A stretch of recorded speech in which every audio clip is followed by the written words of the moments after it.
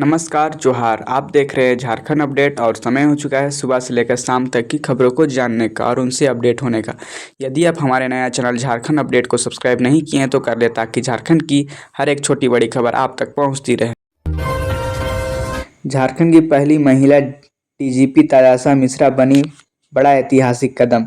Jharkhand police के ऐतिहासिक में एक नया अध्याय लिखा गया है। राज्य को पहली बार एक महिला DGP director general of police को मिली है। आईपीएस अधिकारी तलासा मिश्रा, सरकार ने उन्हें राज्य की कार्यवाहक डीजीपी के रूप में नियुक्त किया है। इससे पहले यह पद अनुराग गुप्ता के पास था, जिनका वीआरएस वॉलंटरी रिटायरमेंट स्कीम आवेदन सरकार ने मंजूर कर लिया है। तलासा मिश्रा 1991 बैच की आईपीएस अधिकारी है। उन्होंने अपने 30 साल से ज़्यादा लंबे करियर में कई अहम जिम्मेदारियां निभाई है। वे CID, police training, traffic control और महिला सुरक्षा जैसे कई महत्वपूर्ण विभागों में काम कर चुकी हैं। उनके काम करने की शैली ईमानदारी, सख्ती और संवेदनशील के लिए जानी जाती है। डीजीपी बनने के बाद उन्होंने मीडिया से कहा है कि उनका मुख्य उद्देश्य झारखंड में कानून व्यवस्था को मजबूत करना है, महिलाओं की सुरक्षा सुनिश्चित करना है और पुलिस जनता के बीच भरोसे को बढ़ाना है। उन्होंने कहा, मैं चाहती हूं कि हर नागरिक को यह महसूस हो कि पुलिस उनकी अपनी है। राज्य के मुख्यमंत्री ने उनके चयन को ऐतिहासिक और प्रेरणादायक निर्णय बताया है। महिलाओं के लिए यह उपलब्धि गर्व का विषय है, क्योंकि यह दर्शाता है कि अब महिलाएं देश के किसी भी ऊंचे पद पर जा सकेगी। झारखंड के 33,718 स्कूलों में अब डिजिटल शिक्षा, बड़ा बदलाव शुरू। झारखंड सरकार ने राज्य के स्कूलों शिक्षा में आधुनिक बनाने की दिशा में एक बड़ा कदम उठाया है। अब राज्य के 33,718 स्कूलों में डिजिटल क्लासरूम और आईसीटी लैब स्थापित की गई है। यह झारखंड के शिक्षा विभाग की डिजिटल एजुकेशन ट्रांसफॉर्मेशन योजना का हिस्सा है, जिसका उद्देश्य ग्रामीण और शहरी दोनों इलाकों के बच्चों को तकनीकी रूप से सशक्त बनाना है। पहले जिन स्कूलों में पढ़ाई सिर्फ ब्लैक बोर्ड और नोटबुक तक सीमित थी, वहां अब स्मार्ट बोर्ड, कंप्यूटर, इंटरनेट और प्रोजेक्ट की सुविधा दी जा रही है। इससे बच्चों को अब विज्ञान, गणित, इतिहास या भूगोल जैसे विषय को दृश्य रूप से समझने का मौका मिलेगा। शिक्षक भी अब डिजिटल माध्यम से बेहतर तरीके से पढ़ा सकेंगे।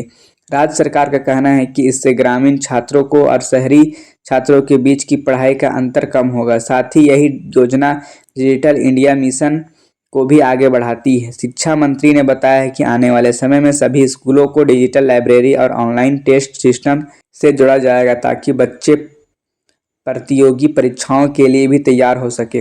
कई स्कूलों में छात्रों और शिक्षकों ने बताया है कि अब पढ़ाई रोचक और समझने में आसान हो गई है। उदाहरण के लिए, जब शिक्षक भूगोल पढ़ाते हैं तो बच्चों ग्लोब या नक्शा नहीं, बल्कि 3D एनिमेशन के साथ पूरी पृथ्वी की संरचना देख पाते हैं। झारखंड को मिली नई बिजली इकाई, पतरातू पावर प्लांट की यूनिट 1 शुरू। झारखंड के बिजली क्षेत्र में आज एक बड़ी उपलब्धि दर्ज की गई है। पतरातू विद्युत उत्पाद निगम लिमिटेड का यूनिट 1 का औपचारिक रूप से चालू कर दिया गया है। यह यूनिट 800 मेगावाट बिजली उत्पादन करने की क्षमता रखता है, जो राज्य के बिजली संकट को काफ़ी हद तक दूर करेगा। यह परियोजना एनटीपीसी और झारखंड सरकार के संयुक्त उपक्रम के तहत शुरू की गई थी। Patratu super thermal power project में कुल 3 यूनिट लगाए जाने हैं, जिनमें से पहला यूनिट अब चालू हो चुका है। बाकी 2 यूनिट अगले सालों में शुरू होने की योजना है। इस प्रोजेक्ट का उद्देश्य झारखंड और आसपास के राज्यों को निरंतर और स्थिर बिजली आपूर्ति देना है। अभी तक झारखंड को अपनी बिजली की जरूरतों के लिए कई बार बाहरी राज्यों पर निर्भर रहना पड़ता था, लेकिन अब यूनिट के शुरू होने के बाद आत्मनिर्भरता की दिशा में बड़ा कदम रहेगा। झारखंड में बढ़ी ठंड की दस्तक, अगले हफ्ते तक तापमान में गिरेगा 4 से 5 डिग्री तक।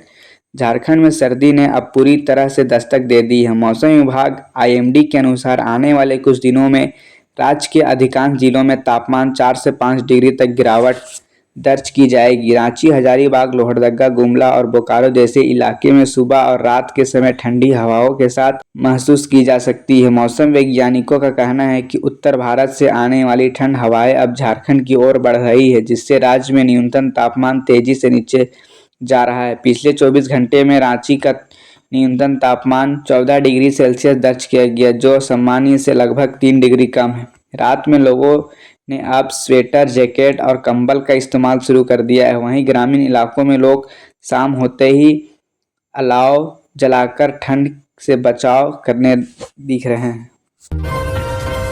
शुवेंदु अधिकारी का बयान, झारखंड में वंशवाद, तुष्टीकरण और भ्रष्टाचार से विकास रुका हुआ है। पश्चिमी बंगाल के नेता और भाजपा के वरिष्ठ विधायक शुवेंदु अधिकारी ने आज झारखंड सरकार पर तीखा हमला बोला है। उन्होंने कहा है कि वंशवादी राजनीति, तुष्टीकरण और भ्रष्टाचार ने झारखंड को विकास की राह से हटा दिया है। वे रांची में एक जनसभा को संबोधित कर रहे थे, जहां उन्होंने झारखंड की मौजूद सरकार को जनता की उम्मीदवारों पर खरा उतरने वाली सरकार बताया है। शुवेंदु अधिकारी ने कहा है कि पिछले कुछ वर्षों में झारखंड में भ्रष्टाचार के कई बड़े मामले सामने आए हैं, परंतु सरकार ने ठोस कार्रवाई नहीं की है। उन्होंने यह भी आरोप लगाया है कि सरकारी योजनाओं सिर्फ कागज पर चल रही है, जबकि गरीब और ग्रामीण तबके तक उसका वास्तविक लाभ नहीं पहुंच पा रहा है। उन्होंने अपने भाषण में यह भी कहा है कि राज्य के युवाओं को रोजगार के बजाय सिर्फ वादे मिल रहे हैं और सरकारी नौकरियों में पारदर्शिता की कमी आ रही है। अधिकारियों ने मांग की है कि सरकार को जल्द से जल्द भ्रष्ट अधिकारियों पर सख्त कार्रवाई करनी चाहिए और युवाओं के लिए रोजगार योजनाएं जमीनी स्तर पर लागू करनी चाहिए। झारखंड नीट पीजी 2025 की मेरिट लिस्ट आज जारी, मेडिकल छात्रों में उत्साह।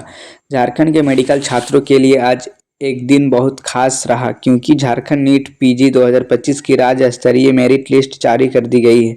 यह list Jharkhand combined entrance competitive examination board की आधिकारिक वेबसाइट पर उपलब्ध कराई गई है। इस लिस्ट के जरिए राज्य में एमडी, एमएस और पीजी डिप्लोमा कोर्स में दाखिला दिया जाएगा। बोर्ड ने बताया है कि मेरिट लिस्ट राष्ट्रीय स्तर पर नीट पीजी परीक्षा के स्कोर के आधार पर तैयार की गई है।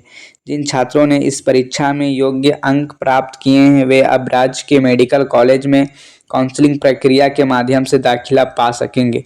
काउंसलिंग का पहला राउंड अगले कुछ दिनों में शुरू होगा। छात्र अपनी पसंद के अनुसार कॉलेज और विषय पर चयन कर सकेंगे। अगर किसी का से पहले राउंड में सीट नहीं मिलती है तो वे दूसरे राउंड में भी भाग ले सकेंगे। राज्य के कई मेडिकल कॉलेज जैसे Ranchi medical college, Hazaribagh medical college और परामू मेडिकल कॉलेज इस काउंसलिंग में शामिल है। बोर्ड ने छात्रों को सलाह दी है कि वे सभी आवश्यक दस्तावेज जैसे NEET PG, admit card, rank card, शैक्षणिक प्रमाण पत्र और फोटो पहचान पत्र तैयार कर रखेंगे। छात्रों ने इस परिणाम को लेकर काफी उत्साह देखा गया है। बहुत से छात्रों ने सोशल मीडिया पर अपनी रैंक साझा किया है कि जो पारदर्शी प्रक्रिया के लिए धन्यवाद दिया है।